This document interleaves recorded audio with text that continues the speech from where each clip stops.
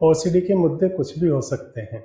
गंदगी हो, कोई शरीर का अंग हो, कोई खुली जगह हो, बंद जगह हो, कीटाणु हो, बीमारी हो, धार्मिक स्थान हो, फैमिली के मेंबर हो, पढ़ने लिखने की बात हो, काउंटिंग हो, कहीं भी किसी भी पॉइंट पर ओसीडी हो सकता है।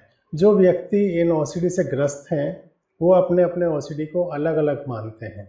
जहाँ तक ओसीडी को अलग अलग मानने की बात है, 4 तरह के ओसीडी प्रमुख हैं, जिसमें सबसे ज़्यादा वॉशिंग और कंपल्सन का है, साफ सफाई का है। दूसरा धार्मिक ओसीडी है, जिसमें धर्म से संबंधित गुरुओं के लिए, पुस्तकों के लिए, मूर्तियों के लिए, देवी देवताओं के लिए गलत, अनचाहे, अग्रेसिव विचार मन में आते हैं। तीसरा पॉइंट है चेकिंग का और डाउट का। कोई चीज़ खुली तो नहीं रह गई, कहीं छूट तो नहीं गया है, किसी को ज़्यादा रुपया तो नहीं दे दिया है। ये चेकिंग और डाउट से संबंधित है। और फिर एक है सिमेट्री का, जिसमें सामान को व्यवस्थित तरीके से लगाते हैं। टेढ़े मेढ़े सामान रखने से टेंशन होने लगती है। सामान तरीके से होने चाहिए, जो सामान जहाँ पे रखा है वहीं पे रखा होना चाहिए, जिस तरीके से जिस सीक्वेंस में रखा है उसी सीक्वेंस में रखा होना चाहिए। ये 4 तरह के मेन ओसीडी हैं। जहाँ पे किसी भी वजह से, किसी भी वस्तु, व्यक्ति, स्थान, किसी वजह से गंदगी का एहसास हो, गंदेपन का एहसास हो, और उस गंदेपन के एहसास से होने वाली टेंशन को दूर करने के लिए सफाई करनी पड़ती हो, तो वह हुआ कंटामिनेशन ओसीडी। अब वो कंटामिनेशन ओसीडी ब्लड से हो सकता है, टॉयलेट से हो सकता है, यूरिन से हो सकता है, हेयर से हो सकता है, प्राइवेट पार्ट से हो सकता है, बॉडी पार्ट से हो सकता है, किसी भी चीज़ से हो सकता है। जहाँ मन में यह आए कि ये चीज़ गंदी है, गंदगी फैल सकती है, और वो गंदगी धार्मिक स्थानों पर धार्मिक वस्तुओं को भी छू सकती है, खाने पीने की चीज़ों को छू सकती है, उन सब को लेके टेंशन हो, वो एक ही कैटेगरी है कंटामिनेशन ओसीडी।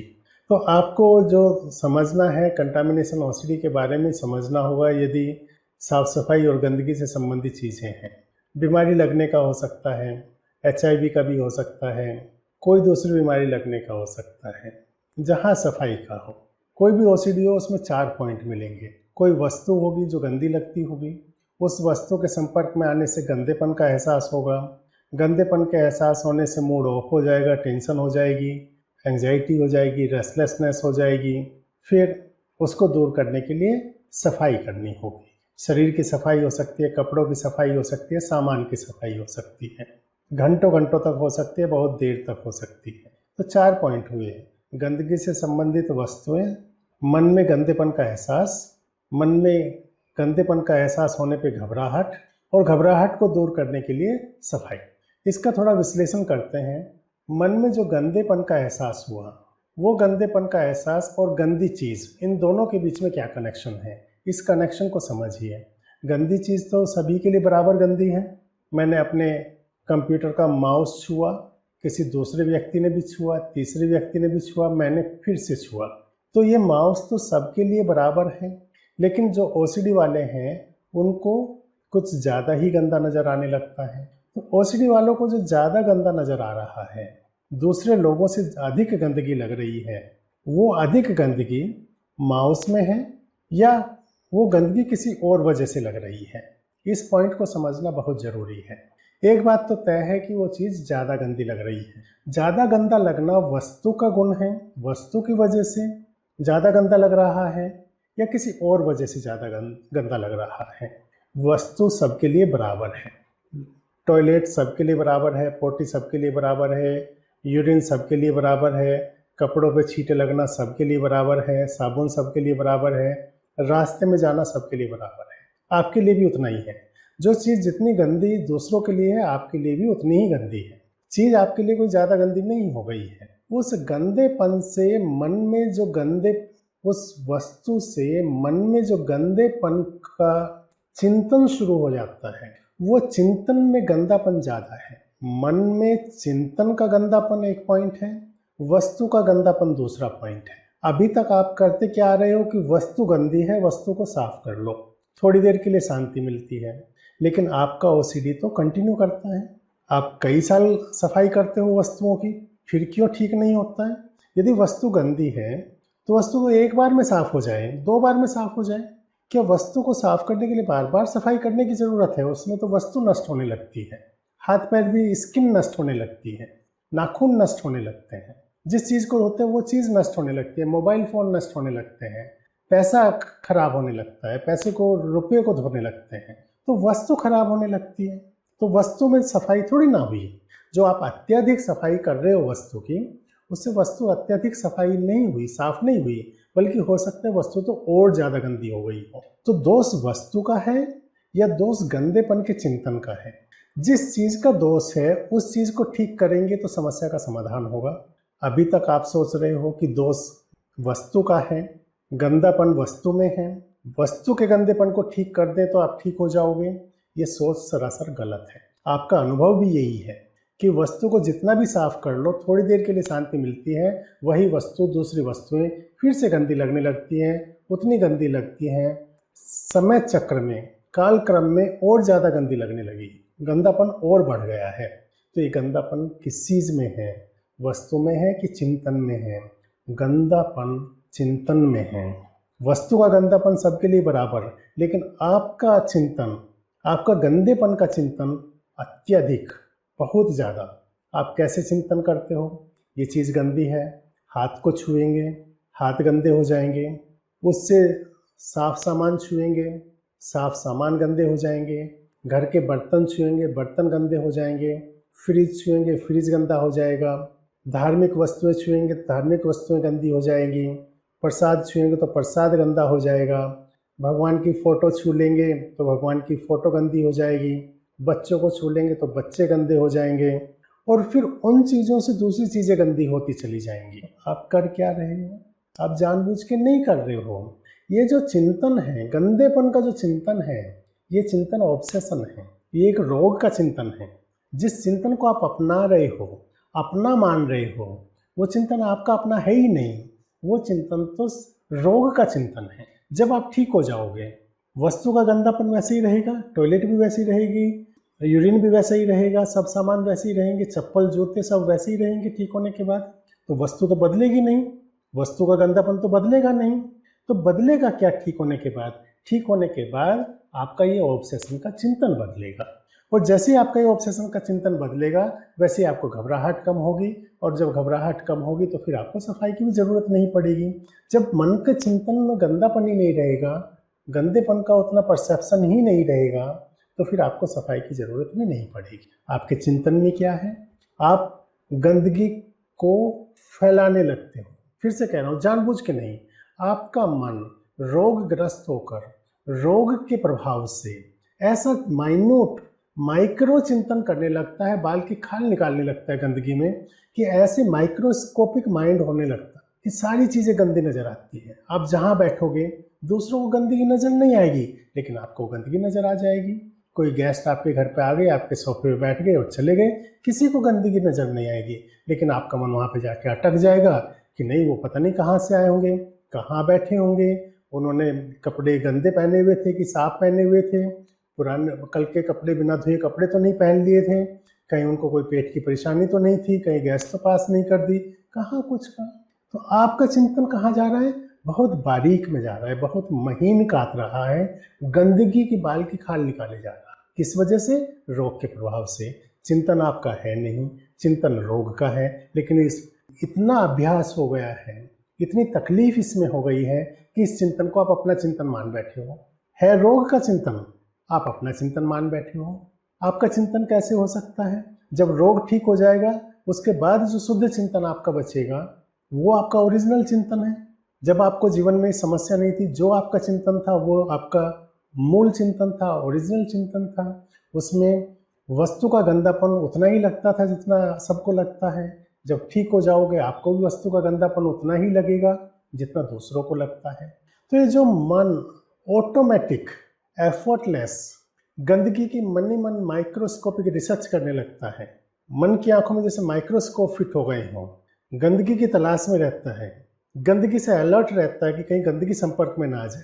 जिस गंदगी पर लोगों को दूर दूर तक ध्यान नहीं जाता है, वो गंदगी आपका माइक्रोस्कोप, आपके मन का माइक्रोस्कोप पकड़ रहा है। आप उसको फॉलो कर रहे हो, उसमें समय दे रहे हो। रोग का चिंतन माइक्रोस्कोपिक है, गंदगी का माइक्रोस्कोपिक एग्जामिनेशन करता रहता है मन ही मन में। ये तो रोग का चिंतन है। अब इस रोग के चिंतन को ठीक करने के लिए आप अपना चिंतन क्या कर सकते हैं? यदि आप रोग के चिंतन में डूबते रहो, उसको समय देते रहो, उसको अटेंशन देते रहो, बार बार उसके बारे में सोचते रहो, उसके बारे में सोचने में ज़्यादा समय दो और उसी के अनुसार साफ सफाई करते रहो। सफाई तो वस्तु की कर रहे हो। जब वस्तु का गुण गंदा है ही नहीं, नॉर्मल गंदा है, तो वो आपके मन में जो गंदापन है वो साफ सफाई करने से कैसे ठीक होगा? वो साफ सफाई से ठीक नहीं होता है, क्योंकि वो तो मन के अंदर है। मन के अंदर पानी थोड़ी ना जा रहा है, पानी तो वस्तु पे पड़ रहा है, आपके शरीर पे पड़ रहा है, आपके हाथ पैर पे पड़ रहा है। सामत तो इन वस्तुओं की आई हुई है, आपके शरीर की आई हुई है, जबकि वो सब चीज़ें नॉर्मल गंदी हैं। तो आपके मन का जो चिंतन है, जिसमें आप समय दे रहे हो, जितना ज़्यादा समय दोगे उतना वो बढ़ेगा। जितना उस चिंतन को अपना चिंतन मानोगे उतना बढ़ेगा। रोग का चिंतन मानोगे तो घटेगा। जब आप यह समझना शुरू कर दो कि गंदगी मन की क्वालिटी है, मन का गुण है, उस रोग के मन का गुण है, वस्तु का गुण नहीं है, तो वस्तु सफाई करने की तरफ आपका ध्यान जाएगा ही नहीं। मन उसको रिजेक्ट करना शुरू करेगा, थोड़ा थोड़ा करके रिजेक्ट करना शुरू करेगा। तो जो मन है, उस मन को कंट्रोल करना है। मन के ऊपर, आपके स्वस्थ मन के ऊपर ओसीडी रोग का जो प्रभाव हो गया है, जो गंदेपन को फैला रहा है मन ही मन में, चारों तरफ आपको ऐसे चश्मे लगा दिए गए हैं कि चारों तरफ आपको गंदगी नजर आ रही है, उसमें से निकलना है, उसके प्रभाव से निकलना है। उसके प्रभाव से निकलने के लिए मनोचिकित्सक से परामर्श करके आप दवाई लोगे, दवाई से होगा। उसके साथ साथ आप इस रोग की समझ बढ़ाओ, इस रोग के स्वभाव को समझो, एक्सपर्ट बनो इसमें। जितना इस रोग के स्वभाव को समझोगे, जितना एक्सपर्ट बनोगे, उतनी आपकी पावर बढ़ेगी। तो एक बात तो ये हो गई कि आप इसको जितना समय दोगे, जितना कई कई घंटे, 6 घंटे, 8 घंटे, 10 घंटे तक सफाई में समय देते हैं लोग, ज़रूरत क्या है? तो मन में जो गंदेपन का एहसास है उसके समय को कम करना, मतलब चिंतन को कम करना, एक बात। दूसरी बात, बार बार ये समझना कि यह चिंतन, गंदेपन का चिंतन, गंदेपन का एहसास, दो तरह के एहसास होते हैं। गंदेपन से घिन आना, गंदगी फैल जाएगी ये डर लगना, ये दो ही तो विषय हैं आपके मन में। आप इसीलिए तो गंदगी की छानते रहते हो, गंदगी की स्कैनिंग करते रहते हो कि वो गंदगी कहीं छू जाएगी तो गंदगी फैल जाएगी, गंदगी होगी तो आपको घिन लगेगी। दो ही तो चीज़ें हैं। आपने मन के घिन को ठीक करना है, गंदगी फैलने के डर को ठीक कर। कम समय दो। वीडियो नंबर 2 सुनो, RFBT को सीखो। RFBT में ये कि जब आप ठीक हो जाओगे तो इस गंदेपन को आप समय ही नहीं दोगे, अपने मन के गंदेपन से प्रभावित ही नहीं होगे। आपके अंतर मन में जो गंदगी नजर आ रही है और जो बाहरी वस्तु में जो गंदगी है, दोनों में जमीन आसमान का फर्क है। आपके मन में जो गंदगी कोट कोट के भरी हुई है, इससे निकलने के लिए मन के गंदेपन को ठीक करना है, मन में गंदेपन की सहन शक्ति को बढ़ाना है। जब ठीक हो जाएंगे तब गंदी चीज़ों को, ये सब चीज़ें नॉर्मल गंदी हैं, जो चीज़ जितनी गंदी है वो उतना ही उसका नॉर्मल है, पोटी जितनी गंदी है वो उसका उतना ही नॉर्मल है। आपके लिए ज़्यादा नहीं है, दूसरों के लिए कम नहीं है, बराबर है सबके लिए। आपके मन में ज़्यादा असर डाल रही है। आप ये समझिए, वस्तु का गंदापन मान लेते 5 पॉइंट का, जैसे मैंने माउस का बताया, ये 5 पॉइंट का गंदापन है। आपका मन इसको देखेगा 50 पॉइंट का, बढ़ा चढ़ा के देखता है, तिल का ताड़ बनाता है गंदेपन को, गंदेपन का पहाड़ दिमाग में लगता है और टेंशन करता रहता है। रोग की वजह से, आपकी वजह से नहीं है, रोग की वजह से। तो रोग को ठीक करने के लिए आप ये चिंतन कीजिए कि जब आप ठीक हो जाओगे, गंदेपन का, वस्तु के गंदेपन का एहसास नहीं होगा, वस्तुओं के गंदेपन से आपको परेशानी नहीं होगी, आपका गंदेपन का चिंतन कम हो जाएगा, नेग्लिजिबल हो जाएगा, उस पर आप ध्यान नहीं देंगे, कोई घबराहट नहीं होगी, कोई परेशानी नहीं। और मन के गंदेपन की सहन शक्ति बढ़ाने के लिए 1-1 सेकंड के लिए 4-5 बार 4-5 वस्तुएं डेली छू सकते हो। छुए 1 सेकंड के लिए, 1 घंटे तक सफाई नहीं करनी है। सहन कर लीजिए कि वस्तु का गंदापन थोड़ी ना है, आपके अपने मन का गंदापन है।